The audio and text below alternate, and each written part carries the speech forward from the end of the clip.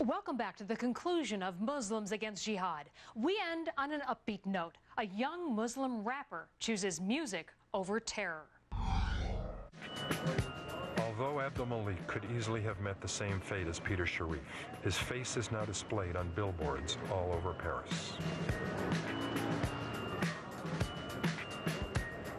He too was heading into violence, terrorism, and jihad. As an Islamic fundamentalist, he was circling the edges of plans made by others, plans for armed attacks within France.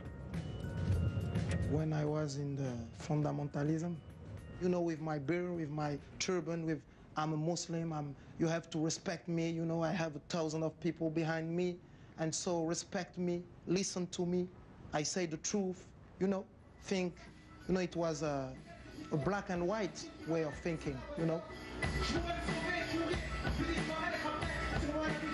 But Abdul Malik took another path, one that drew him away from fundamentalist Islam and into a vastly different world.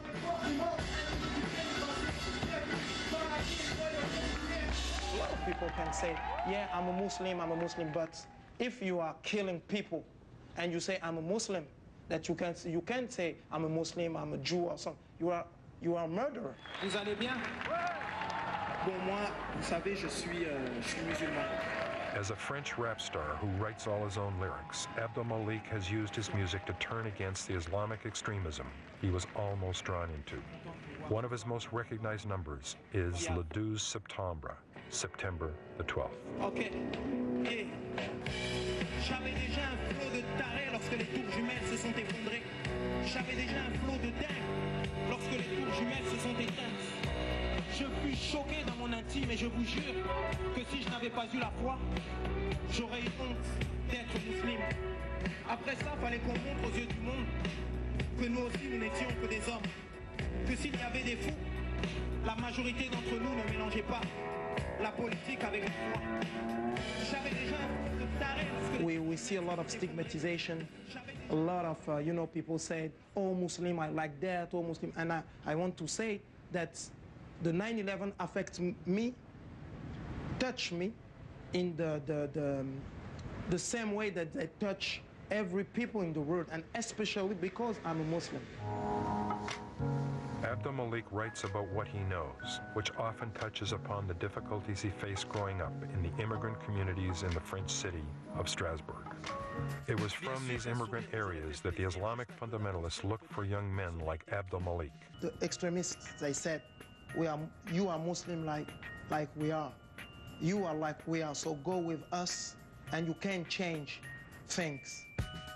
Abdul Malik became one of a group of radical Islamists, driving the streets of French towns and cities, looking for Muslims who did not appear to be as religious as they were. I go around Strasbourg, but around the France, I go to Bordeaux, Marseille, Paris, you know, and always with the same thing, you know, like come with us. If you don't come with us, it will be bad for you, you know. So it was never violence thing, but it was something to separate people, you know. And when you separate people, you always have someone more fragile than the other, and they can go to the extreme way and violent way, you know. But then one day, the Islamists wanted more from him than merely his talents at recruiting vulnerable young males. They approached him with a request that he move directly into outright terrorism. Some guys that I know come to me and some of my friends, and say, you know, perhaps we can do something more than just say, you know, come with us, and because, you know, they don't like us. So we can do something, you know, like, and I said, do something, do what?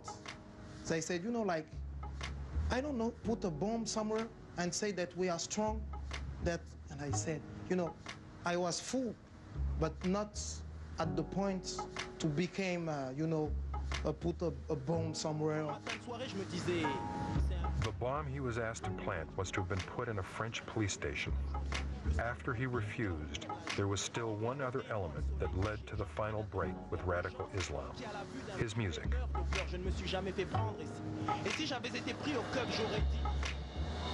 Living like a schizophrenic life, because it was in the same time I was pressure to go to mosque and town and talk about Islam and things like that.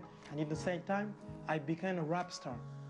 You know, we signed our first record deal, and our reputation grow and grow. And one day we go in a town named Colmar, in the east of France. And I was, you know, with my beard, my turban, and things like that. And I go to the neighborhood, and people recognize me, but recognize me like a rap star. I said, "Can you sign me an autograph?"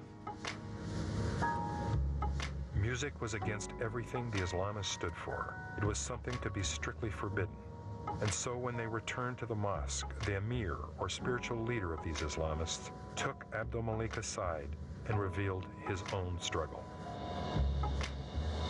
And the emir, the responsible of the team, the group, said to me that you have to stop this thing. You have to stop music. You have to stop your activity, because it's not good for your spirituality.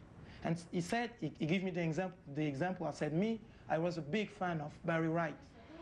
So I break all my Barry Wright records, and it's possible, you can do that, he said for me. And so Abdul Malik had another choice. He could follow his heart, or he could be like his Islamist leader, who had destroyed all his Barry White albums and shut out what gave him joy in life. I'm saving it all, the best for you. If you have nothing you want me. And for me, it was just impossible. And that was the beginning of the end of my extremism way of living.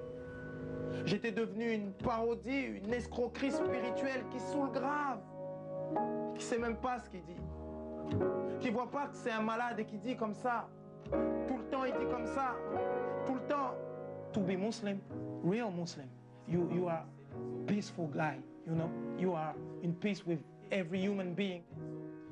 And being a man is not saying, yeah, it's the fault of police or things like that. The real guy say, what's my part of responsibility? That's being a man, and that's the teaching of real Islam, and that's